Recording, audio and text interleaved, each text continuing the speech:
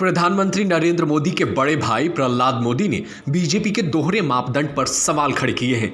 उन्होंने कहा है कि मेरी बेटी को इसलिए स्थानीय निकाय चुनाव नहीं लड़ने दिया जा रहा है क्योंकि वो प्रधानमंत्री मोदी की भतीजी है, जबकि बीजेपी के कई दिग्गज नेताओं के बेटे सांसद और अहम पदों पर मौजूद हैं। दरअसल गुजरात में होने वाले स्थानीय निकाय चुनाव को लेकर पार्टी के प्रदेश अध्यक्ष CR पाटिल ने घोषणा की है। उन्होंने उम्मीदवार के लिए आवश्यक मापदंडों का ऐलान करते हुए कहा है कि बीजेपी नेताओं के रिश्तेदार और परिवार के सदस्य को इस चुनाव में टिकट नहीं मिलेगा। पटेल की इस घोषणा पर प्रहलाद मोदी ने ऐतराज जताया है।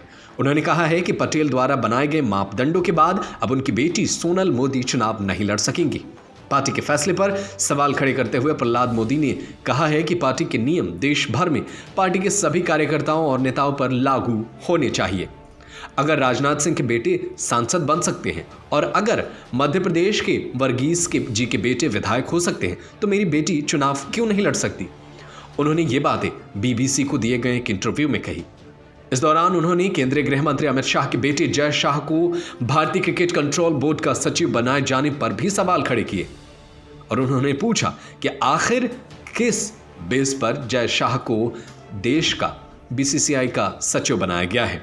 आपको बता दें कि जय शाह के बारे में इतना ही नहीं, प्रहलाद मोदी ने तो ये भी कहा कि मेरे अनुमान के मुताबिक, जहां तक मेरी जानकारी है उसके अनुसार, जय शाह को क्रिकेट के बारे में कोई उपलब्धि नहीं है, तो फिर उन्हें कैसे BCCI का सचिव बना दिया गया। यहां तक कि अब वो पूरे एशिया के क्रिकेट के अध्यक्ष भी हैं।